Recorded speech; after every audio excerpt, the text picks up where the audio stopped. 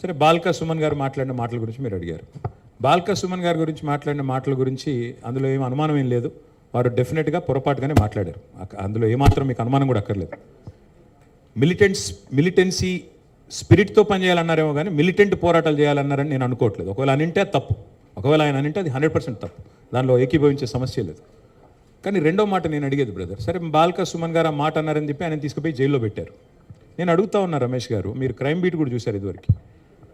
ఒక మాజీ ఎమ్మెల్యే ఇప్పుడు ప్రస్తుతం కాంగ్రెస్లో ఉన్నారు ఆయన, హరీష్ రావు గారి క్యాంప్ ఆఫీస్ని తగలబెడతా అన్నాడు, దాడి చేశారు. కేసీఆర్ గారి గజ్వేల్ క్యాంప్ ఆఫీస్ని తగలబెడతా అన్నాడు, ఆయన మీద కనీసం కేసు అన్న పెట్టారా? అట్లాగే ఇంకో ఎమ్మెల్యే జడ్చర్ల ఎమ్మెల్యే గారు, అక్కడ ఒక ఫార్మా కంపెనీ ఉంటే దాన్ని తగలబెడతా అన్నాడు. ఎమ్మెల్యే గారు, సిట్టింగ్ ఎమ్మెల్యే బాల్కా సుమన్, మాజీ ఎమ్మెల్యే, ఏం యాక్షన్ తీసుకున్నారు? అట్లాగే మొన్న ఒక ఎమ్మెల్యే గారు చెయ్యి నరికేస్తానో ఏదో అన్నాడు, ఏం యాక్షన్ తీసుకున్నారు? నేనేమంటున్నా అంటే జస్టిస్ అయినా లా అండ్ ఆర్డర్ అయినా సెలెక్టివ్గా ఉంటే కుదరదు.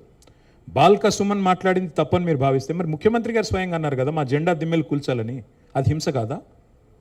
ఎవరు ముఖ్యమంత్రి గారు ఆ మాట అనడానికి? రాష్ట్ర ముఖ్యమంత్రి, హోంమంత్రి స్వయంగా బీఆర్ఎస్ జెండా దిమ్మెలు కూల్చండి అని పిలుపునిస్తాడా? మరి అది కేసు పెట్టరా ఆయన మీద? ఇంకోటి ఆయన మాట్లాడే రోత భాష మీద, కేసీఆర్ చావును కోరుకుంటూ కేసీఆర్ గారి మీద మాట్లాడే దరిద్ర భాష మీద ఎన్ని కేసులు పెట్టాలి? కాబట్టి కేవలం బాల్కా సుమన్ మాట్లాడిన దాన్ని ఒక ఫ్రేమ్లో చూపెట్టి మరి కాంగ్రెస్ నాయకులు బారా ఖూన్ మాఫ్ అంటే అది కుదరదు. ఈ రాష్ట్రంలో లా అండ్ ఆర్డర్ అందరికీ ఒకటే ఉండాలి, అందులో అనుమానం